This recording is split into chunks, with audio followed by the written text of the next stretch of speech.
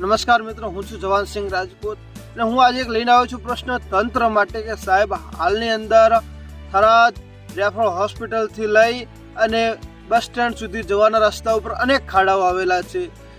આ રસ્તા ઉપર દરરોજના હજારો લોકોની અવર જવર થાય છે। ત્યાં હજારો વાહન ચાલકો ચાલે છે, એમ્બ્યુલન્સ હોય, ગાડી હોય, બસ હોય, રિક્ષા હોય, બાઇક હોય। દરરોજ હજારો લોકો મુસાફરી અહીંયા કરે છે, અહીંયાથી ચાલીને જાય છે, સાધનોમાં જાય છે। પણ જે લોકો અહીંયા ચાલે છે તે ખાડાઓથી પરેશાન થઈ ચૂક્યા છે અને મારે તંત્રને એક પ્રશ્ન કરવો છે કે સાહેબ, આપે સરસ કામ કર્યું છે, અનેક વખત ખાડાઓ ઉભર્યા છે, પણ સાહેબ આપ ફરીથી ખાડાઓ જે રસ્તા ઉપર હાલ જે છે એને શું આપે એક બાજુ કરોડોના ખર્ચે રસ્તા બનાવ્યા, અમે એને બિરદાવીએ છીએ સાહેબ, આપનું બહુ સરસ કામ છે, પણ સાહેબ આ ખાડાઓને લઈ શું?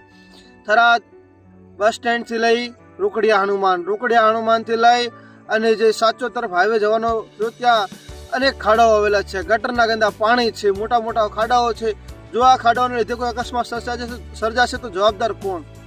મારે તંત્રને એટલું પૂછવું છે કે સાહેબ, તમે કરોડોના ખર્ચે રોડો બનાવ્યા, સારું સ્ટ્રીટ લાઇટ લગાવી, સારું બધું સારું, પણ એક બાજુ એવા વીવીઆઈપી રસ્તા ને બીજી બાજુ સાહેબ આ ખાડાઓ। આ મુખ્ય રસ્તો છે થરાદમાં હાલ જવા આવવા માટે, દરરોજના હજારો લાખો લોકો કહીએ તો પણ અહીંયા દિવાળી સામે ઘસારો હોય છે, છતાં પણ આ ખાડાઓને લીધે લોકો હેરાન પરેશાન થઈ ચૂક્યા છે। સાહેબ, અકસ્માત સર્જાશે તો જવાબદાર કોણ? મારે પ્રશ્ન છે આપને કે સાહેબ આનું તાત્કાલિક નિર્ણય લાવો। આપણે અનેક વખત ખાડાઓ ઉભર્યા છે, ચલો અમે માનીએ છીએ, પણ આ ફરીથી ખાડાઓ એનું શું? જો આ ખાડાઓને લીધે કોઈ પણ મોટો બનાવ બનશે તો જવાબદાર કોણ સાહેબ? મારે પ્રશ્ન છે આપથી સાહેબ, આ ખાડાઓને ત્વરિત રીતે પૂરવામાં આવે તેવી લોકોની માંગ છે।